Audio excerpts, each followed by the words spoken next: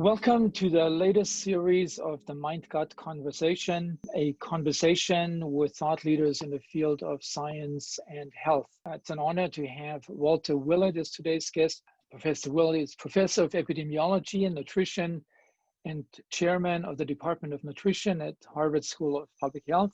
He has published over 1,700 original research papers and reviews on lifestyle risk factors for heart disease, cancer, and other conditions. And he is the most cited nutritionist internationally. He has also written the textbook, Nutritional Epidemiology, published by Oxford University Press, and 4 books for the general public, including the bestseller, Eat, Drink, and Be Healthy, the Harvard Medical School Guide to Healthy Eating. And he's a member of the National Academy of Medicine, the National Academy of Sciences, and the recipient of many national and international awards for his research. So one of the reasons I'm particularly excited to talk to Dr. Willett today is because he's the lead author for one of the most comprehensive and science-based documents describing the intricate connection between a healthy diet, sustainable food systems, and planetary health. A report published in the journal Lancet in 2019 under the title Food in the Anthropocene, the EAT-Lancet Commission on Healthy Diets from Sustainable Food Systems. Welcome to the show, Dr. Willett. Pleasure to be with you. Let me start with a question that a lot of people may not know the answer, and you can give me a brief answer. What is the EAT-Lancet Commission? Well, this was a commission put together, sponsored by the EAT Foundation and funded by the Wellcome Trust to look at the issue of whether and how we would be able to feed about 10 billion people that we'll have by 2050 a diet that is both healthy and sustainable. This, in fact, in my own mind, was a real question. Was this possible when we set out? And we did find that it would be possible to do that, but it will take very major changes in what we eat and how we produce our food. Okay. It's certainly a very ambitious report, and I'll ask you a few questions about this, how realistic it will be to implement this. So, quoting from the executive summary of that report, you say, because much of the world's population is inadequately nourished and many environmental systems are pushed beyond safe boundaries by food production, a global transformation of the food system is urgently needed. So first of all, why is there an inextricable link between human health and environmental sustainability? So most people that go on diets really don't have the sustainability component in mind. But why is that so urgent? Well, it is urgent, and I think more and more people are realizing we're badly off track in terms of where we need to be if we are going to have a sustainable planet in the future, even in the lifetime of our grandchildren. Perhaps the most pressing and obvious is climate change. The International Panel on Climate Change found that we would have to make major reductions in greenhouse gas emissions if we are going to keep temperature increases under 2 degrees centigrade. And we're presently on track for going way beyond 2 degrees centigrade. What we eat, how we live our lives is very much tied up with how much greenhouse gas we produce. For example, I think many people are aware that producing and consuming beef has a very huge environmental footprint, in part because the cattle are alive usually for about 2 years before they're slaughtered and consumed. And during that time, 24 hours a day, 7 days a week, cattle are emitting quite substantial amount of greenhouse gas production. And of course, we feed cattle with mostly grains, and there's a very extremely inefficient conversion from what we feed the animal to what we eat is beef, somewhere in the ratio of 20-to-1 in terms of calories in and calories out. So basically, consuming a diet that is animal-based, particularly beef, pork, and high dairy consumption, has a very big environmental footprint. If everybody in the world ate what Americans would be are eating today, we would have an absolute disaster on our hands very quickly.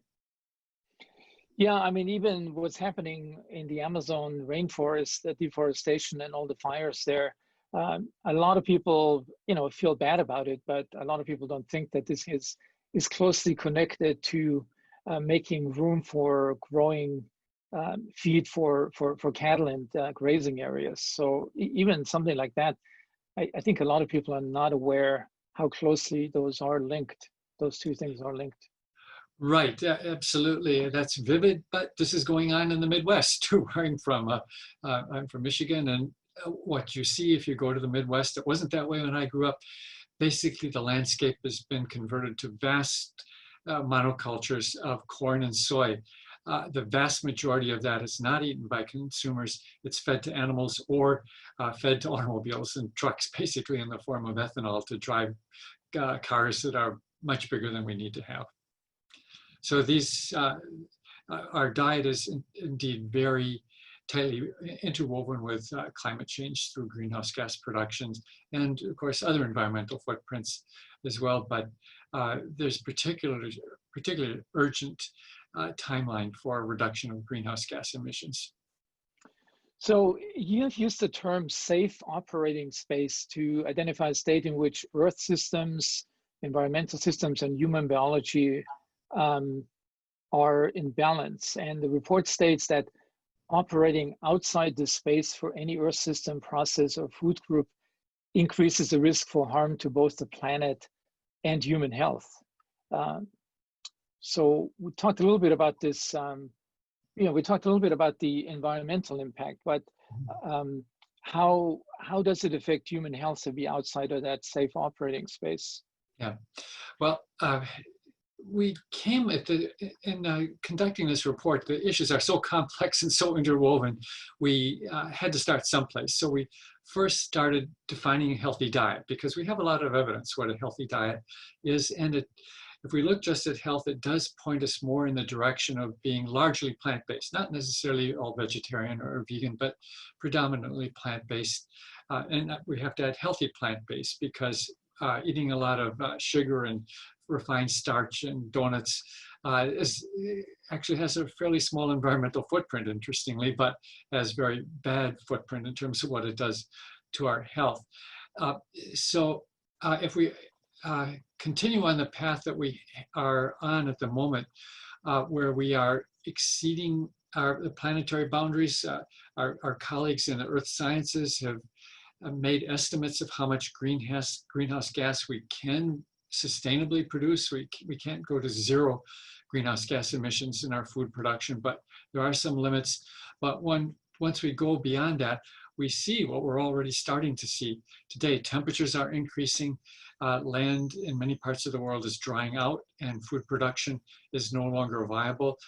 Just simple additional heat is going to make many parts of the world, including the southern United States, really not inhabitable by humans and certainly not good for crop production.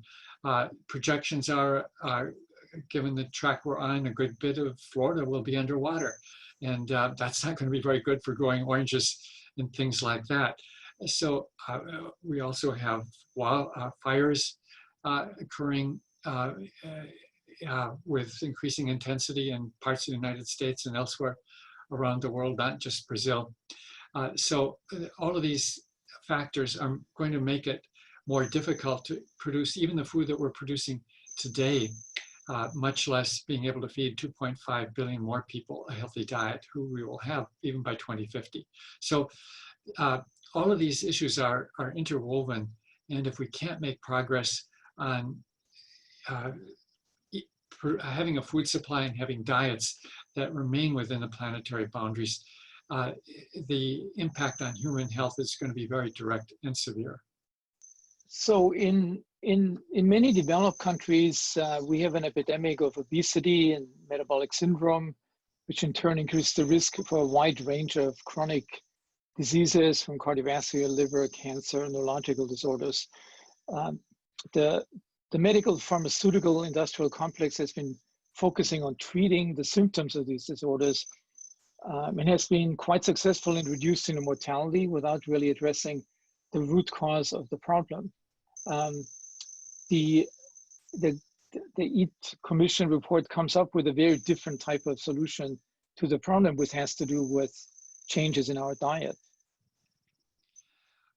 We definitely came up with a different approach, although I think this point you make about reducing mortality, I don't think that's actually even correct. So far, we've been able to, on average, reduce mortality. But if we look at younger generations of Americans, heart disease rates, which had been coming down for 60 years, have actually reversed and are going back up. Also in younger generations of Americans, and these are the Americans who became obese and insulin resistant even when they were children, rates of obesity-related cancers are now going up again. Colon cancer, one of them, had been coming down for decades, and now in the most recent generations, colon cancer rates are going back up. And those younger generations are going to carry those excess risks with them as they get older. Not surprisingly, we've actually seen life expectancy go down 3 out of the 4 last years in the United States. So this epidemic of obesity and insulin resistance, it takes 30, 40, 50 years to play out before we see all the full consequences. So even the medications, the procedures we have today are not enough to combat or counteract this wave of metabolic illness that Americans are experiencing. It's somewhat, it's like climate change. You don't see all the implications right away, but we can see the path we're on is leading to both devastation in terms of climate change, but also devastation in terms of health of what have been pretty healthy populations. And we're going to be losing the very big gains we've had in public health over the last 2 decades if we don't change direction in a major way. A question that deals with something that I've heard this on and off. Some people mention this in editorials. Haven't really seen, it's hard to prove that scientifically, but do you think that there is a connection between leaving a safe operating space and the COVID-19 pandemic, facilitating this transmission of zoonotic diseases, to humans? Well, I think this is very complicated, and we certainly don't understand exactly all the origins of the COVID-19 epidemic, but pretty clearly this interface of humans intruding into the natural environments of animals creates a very great setup for diseases that jump from animals to humans. That's basically how we got HIV pretty clearly in Africa.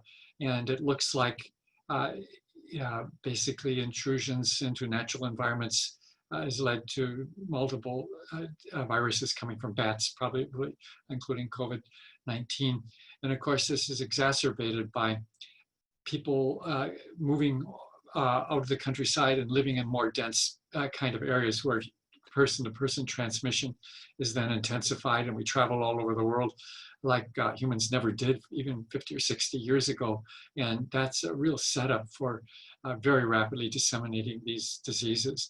So there are connections. We don't understand all of them perfectly, but it's pretty clear we're setting up a kind of environment that is very conducive for diseases jumping from animals to humans and then spreading them very quickly.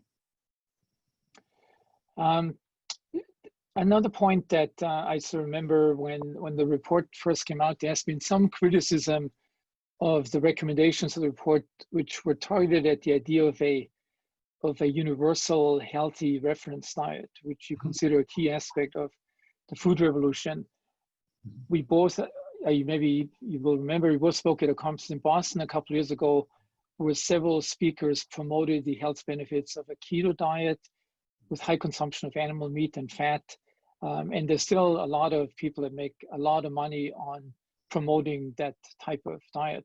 What is your response to the keto and paleo camp of diet gurus? Well, I think like a lot of things that do catch on, like the keto diet has, there is some element of truth to it. Basically that many Americans are consuming diets that are very high in unhealthy carbohydrates, lots of refined starch and sugar. And this is what Robert Atkins caught on to as well, just a smart doc and observant, that if you reduce those very high amounts of refined starch and sugar, people get metabolically better. And those high amounts of, we call it glycemic load, are particularly adverse if a population is more sedentary, like we have become. So we have some innate insulin resistance, and then you add on a huge amount of high glycemic foods. That's a really bad mix metabolically. So many people do get better by dramatically cutting back on these unhealthy carbohydrates. And so there's no question that some people get better with a keto diet. Now, you can have a lot of those benefits by not going that extremely to very low carbohydrate intakes. And also we do have to consider the environmental consequences that if a large part of the population was going to consume a large amount of animal products like this, it would be extremely non-sustainable. I asked actually what kind of world population could our Earth support if everyone adopted a keto diet, an animal-based keto diet. And the response I got was about 200 million people, which means that about 7.2 billion people need to find another planet if we can only support 200 million people with this almost completely animal source kind of diet. It's just not realistic for the world.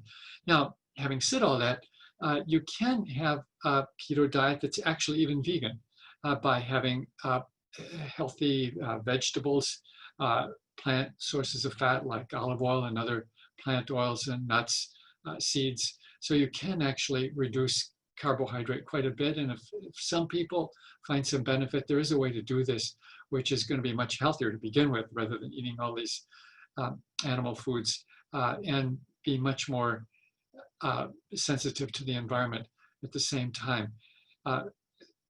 However, most people really have a hard time staying on this keto diet. The randomized trials that have been done after a year, very few people are actually still in ketosis. So there is something about humans, and we don't fully understand, that doesn't want us to be extremely low carbohydrate or extremely low fat. We do tend to gravitate toward the middle, and there's a lot of flexibility.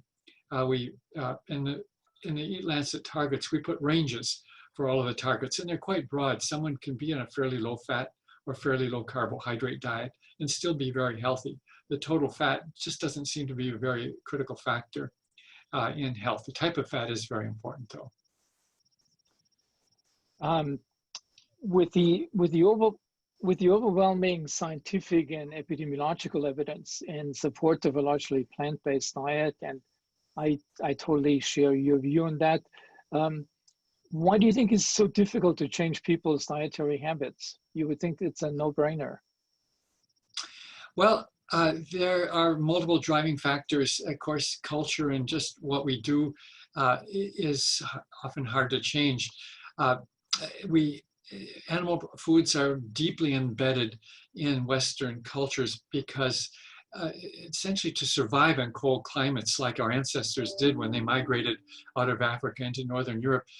Actually, animal agriculture was a way to get through cold winters when you couldn't have fresh fruits and vegetables growing. You could graze your cattle and turn the milk into cheese and have that all winter long, or you could feed your animals during the summer and then slaughter them in January or February to have food to eat. So this was a way to survive, but those people didn't live very long. And even in just a few decades ago, people in Northern Europe, Finland, for example, had had the highest rates of cardiovascular disease in the world and very unhealthy lives. We've added decades to lives by switching to a healthier diet, obviously supported by modern medicine as well. But we no longer are totally wedded to having to eat just what we can produce ourselves or within a mile or two, as human populations were until very recently. Actually, let me ask you a quick question. I have a particular interest in the gut microbiome, and now also through my book, Soil and Plant Microbiome. And I missed the mention, it may be in the report, but it's not so emphasized, the many interacting microbial ecosystems that play a role in the current crisis.